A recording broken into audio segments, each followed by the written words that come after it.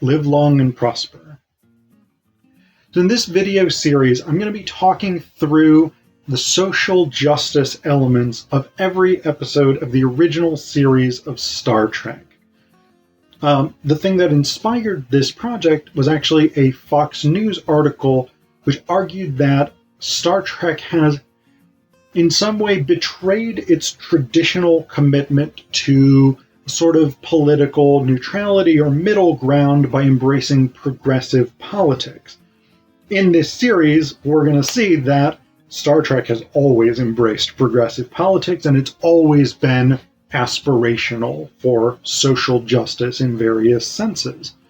I am taking a broad perspective on social justice here, so that may include multiple different types of social justice, whether that's racial, whether that's economic, whether that's religious, whether that's abilities, gender and sexuality, anything broadly considered.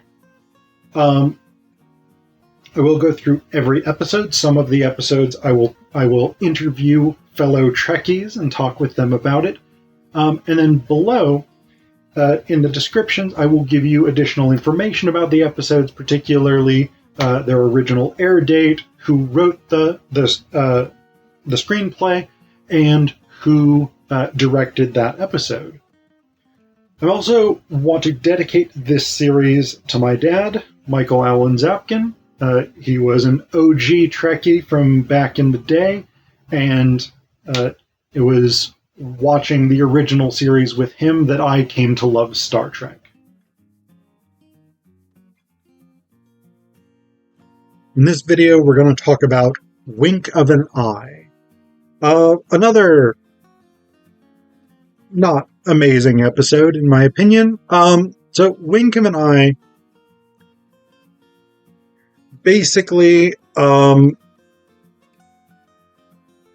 Spock, McCoy, and Lieutenant Compton. I think he's a lieutenant. Maybe not. It doesn't matter. Crewman Compton. Whatever. Kirk, Spock, McCoy, and Compton go down to the planet Scalos, where they have received a distress signal from. And while they're there, Compton is like, I'm going to test this Scalosian water by drinking it. Which is not proper laboratory procedure. Don't drink random substances on unknown planets. PSA.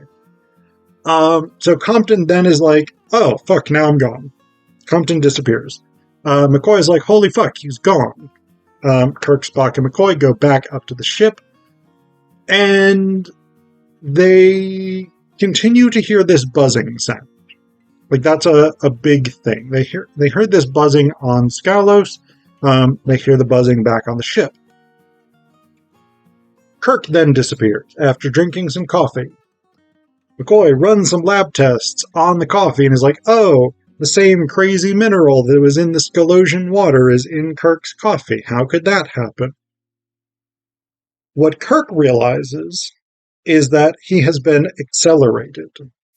So basically, he is moving at, like, hyper speed. He's moving so fast that the human eye can't perceive him, the human ear can't hear him, except as this incredibly insect-like buzzing whine.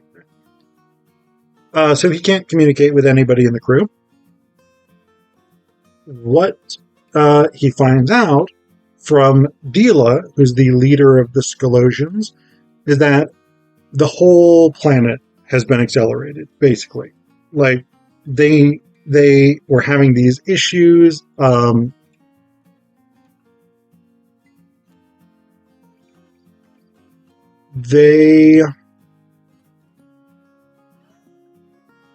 They were having issues with, like, sterility, basically. And so they have to basically kidnap people from spaceships, accelerate them, mate with them, and then they die fairly quickly. The people who've been accelerated from the spaceships die. The Scalosians seem to live just normal, super accelerated lives. But that's the basic shtick here. She has accelerated Kirk in order to kidnap him to be a mate, I guess, is the polite way of putting it. Sex slave might be a less charitable, though not entirely inaccurate term here. Yeah.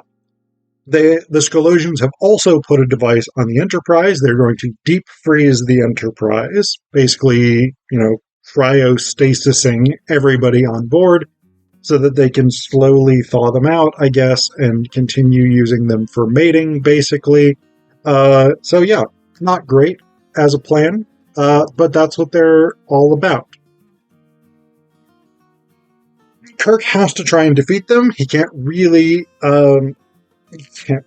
communicate with anybody, but finally Spock is able to sort of figure out that, the buzzing sound that we all keep hearing, if you just massively accelerate a tape of someone speaking, you will get that exact whine. So Spock figures it out. Kirk records a tape being like, hey, Spock, here's all the stuff you need to know. And then he gives it to Spock. Spock listens to it super, super, super, super, super slow so that he can actually get the information. Then Spock is like, all right, well, Dr. McCoy, you figure out a way to de-accelerate us. I'm going to drink the acceleration Scalos water, and I'm going to accelerate myself so that I can help Kirk, and then you de-accelerate us. That's the plan, and it actually pretty much goes swimmingly. Kirk manages to win Deela's trust by pretending to be all into the whole accelerated Scalos sex slave thing. And then he betrays her, and Spock shows up, and everybody gets what they want, except the Scalosians, who are sent back to Scalos, and probably doomed to die as a species, because, for whatever reason, Kirk and Spock and McCoy don't think, maybe we should offer them this deceleration formula we've now got. So, the big sort of thematic elements, I think, here, social justice thematic elements, at any rate, definitely deals with human trafficking. Again, Kirk is being accelerated against his will, without his consent, in order to be a mate for Deela, so that her species, the Scalosians, can survive. He is being taken out of his home, basically, for his sexual and reproductive capacities. That's human trafficking. Pretty straightforward. Yeah, it's a bad thing. I can't sort of overemphasize, and I don't feel that I need to really emphasize too much more, that human trafficking is an incredibly bad thing. The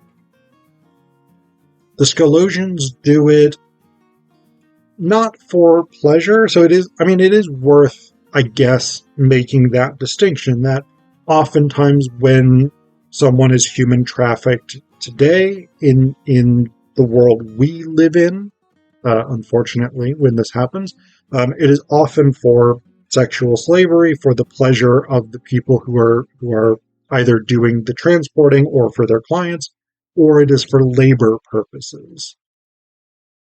In either case, the primary beneficiary is the particular person doing the trafficking.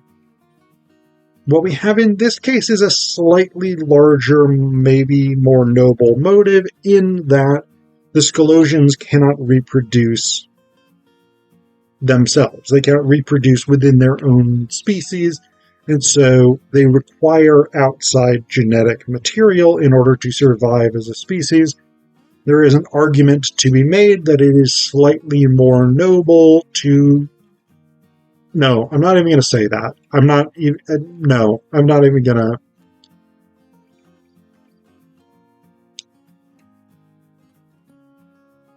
It is slightly more noble to seek out a mate if it means the survival of your species, but no.